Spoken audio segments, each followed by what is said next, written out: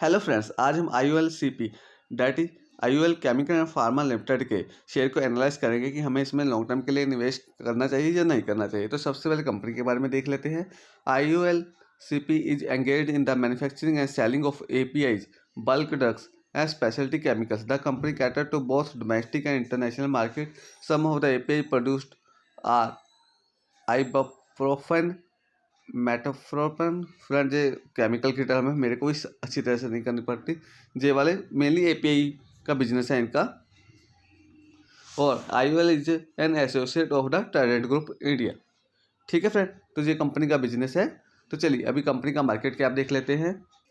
Friend company का market cap है 4122 crore. Current price है 702 रुपये। 52 वीक हाई है 899 रुपये। 52 वीक लो है 146। स्टॉक का पी है 8.97%, 8.97। तो अच्छा खासा वैल्यूएशन पे मिल रहा है शेयर। तो बुक वैल्यू है 186। Dividend yield 0.57%। ROC है 68.9%। ROE है 56.9%। फ्रेंड बहुत हाई है। फेस वैल्यू है 10 रुपये। तो देखिए कंपनी का लॉन्ग टर्म का चार्ट देख लेते हैं, कंपनी ने अपने शेयर होल्डर को कैसे रिटर्न्स दिए हैं। यदि फ्रेंड मैं लॉन्ग टर्म का चार्ट देखूँ कंपनी का, तो देखिए 1 अप्रैल 2005 की कंपनी के शेयर का प्राइस था वो 21 रुपये था। और यदि मैं बात करूं कंपनी के शेयर का प्राइस अगस्त 2019 तक, जो अपने ये कंसोलिडेशन जोन में ही था, और इसका प्राइस अराउंड 169 रुपीज़ था। तो देखिए फ्रेंड, जो यदि मैं ये तो जो रिटर्न दिए ना कंपनी ने 700 प्राइस, ये तो अभी 2020 में ही पहुंचा है।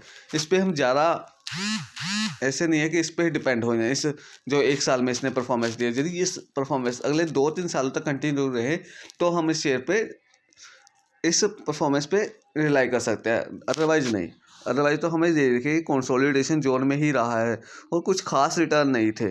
अभी बढ़ा है पिछले 2-3 सालों में, जो इसने 186 में। नहीं तो यदि मैं बात करूँ स्टारा की, अक्टूबर स्टारा की, तो इसका प्राइस का स्टॉक का प्राइस था 63 ओनली। ठीक है फ्रेंड, तो देखिए तो इसका लॉन्ग टर्म का चार्ट देखें तो एवरेज ही है, बस इस साल का चार्ट अच्छा है। ठीक है फ्रेंड, यदि मैं इसके रिटर्न्स की बात करूं, अभी तक 1 अप्रैल को 21 था और अभी प्राइस है 702। तो कितने टाइम्स कर दिया इसने अपने शेयर होल्डर का रुपया? Around 35 times. और यदि मैं 1 साल पहले की बात करूं तो इसने अपने शेयर होल्डर का रुपया 9 टाइम्स किया था। तब भी अच्छा खासा दे दिए थे, बढ़ा दिए थे रुपये, पर वो तो पहले ही फर्स्ट ईयर में ही बढ़ा दिए थे। देखिए 1 जनवरी 8 में ही ये 182 रुपये पे चला गया था और 19 पे में भी 180 रुपये पे ही था। यदि किसी ने जहाँ पे निवेश किया होगा तो वो तो फंस ही गया होगा ना इस शेयर में। देखिए सेम फ्लैट है, 12 सालों में कोई रिटर्न नहीं मिला होगा, नेगेटिव में हो रहा होगा, 2019 में जाके फ्लैट हुआ होगा। ठीक है फ्रेंड, तो कंपनी के यदि मैं ओवरऑल बात करूँ लॉन्ग टर्म चार्ट की, तो ठीक ठाक है, कुछ खास अच्छा नहीं है। तो चलिए कंपनी के बारे में अच्छी और बुरी बातें। कंपनी ने अपना कर्जा कम कर लिया है, कंपनी ऑलमोस्ट डेप्ट फ्री है, और कंपनी की जो CAGR है पिछले 5 सालों की वो 49.3% है, और कंपनी की जो ROE है 53.19% है पिछले 3 सालों का, और सेल ग्रोथ है वो 17.03% है पिछले 10 सालों की। तो चलिए अभी देखते हैं कंपनी का पिछले कुछ सालों का डाटा। देखिए फ्रेंड, जो कंपनी की सेल है 2009 से वो है 301 करोड़, 10 में 347 करोड़, 11 में 387 करोड़, 12 में 471 करोड़, 13 में 482 करोड़, 14 में 564 करोड़, 15 में 385 करोड़, 16 में 580 करोड़, 17 में 711 करोड़, 18 में 983 करोड़, 19 में 1685 करोड़, 20 में 1894 करोड़, इस साल के लग रहे हैं 1948 करोड़ पिछले 12 महीनों की। तो फ्रेंड देखिए, जो 2009 से बात कर लीजिए हम, 301 से अभी तक हो गई है 2000, तो 6 टाइम्स के अराउंड हो गई है सेल कंपनी की। पर यदि मैं बात करूं 2017-16 तक, तो कंपनी की सेल ओनली 580 तक ही थी। देखिए तो पहले तो कुछ बढ़ी नहीं 6 सालों में, अभी पिछले 4 सालों में अराउंड 4 टाइम हो गई है, 500 से 1900। तो पिछले 4 सालों में कंपनी ने काफ़ी अच्छी परफॉर्मेंस दी है सेल वाइज। तो ऑपरेटिंग मार्जिन देखें तो 9 में था 11%, 10 में था 11%, 11 में 18% हो गया, 12 में 15%, 13 में 18%, 14 में 17%, 15 में 3% ही रह गया, 16 में 9%, 17 में 14%, 18 में 12%, 19 में 24% और पिछले साल 30% और इस साल का लग रहा है 32%। तो फ्रेंड यदि मैं पिछले 3-4 सालों का ऑपरेटिंग मार्जिन भी देखूं तो कंपनी का अच्छा खासा बढ़ा है। ऑपरेटिंग मार्जिन भी देखिए 12, 24, 30 से 32। ठीक है फ्रेंड, अच्छा खासा बढ़ा है। अभी देख लेते हैं अर्निंग पर शेयर कैसा रहा है कंपनी का। जो कंपनी का अर्निंग पर शेयर रहा है 2009 में 7 रुपये के अराउंड, 10 में 4 रुपये 41 पैसे, 11 में 2 रुपये 40 पैसे, 12 में 1 रुपये 85 पैसे, 13 में 61 पैसे ओनली, 14 में 1 रुपये 15 पैसे, 15 में नेगेटिव में था, लॉस में थी कंपनी, -13.99 रुपीज़, 16 में भी लॉस में 7 रुपये 12 पैसे लॉस था पर शेयर, 17 में 83 पैसे, 18 में 4 रुपये 93 पैसे, 19 में 41 रुपये 61 पैसे, 2020 में 63 रुपये 51 पैसे और पिछले 12 महीनों का 78 रुपये। तो फ्रेंड यदि मैं कंपनी के लॉन्ग अर्निंग पर शेयर की बात करूं तो देखिए पिछले 2009 से लेके 16-17 तक तो कंपनी का अर्निंग पर शेयर कुछ खास नहीं था, पर 18, 19, 20 और इस साल भी अच्छा खासा बढ़ा है फ्रेंड, बहुत ही ज़्यादा तेज़ी से बढ़ गया है अर्निंग पर शेयर। तो हम रिलाई तो कर सकते हैं कि 3 सालों का डाटा है तो कंपनी ने अच्छी खासी परफॉर्मेंस दी है, तो अच्छा खासा अर्निंग पर शेयर भी बढ़ा है कंपनी का। तो ठीक है फ्रेंड, चलिए मैं पिछले क्वार्टर की बात करूं, देखिए ये है हमारा दिसंबर पिच, सेम क्वार्टर का 19.56 था जो हमने अभी डाटा डिस्कस किया।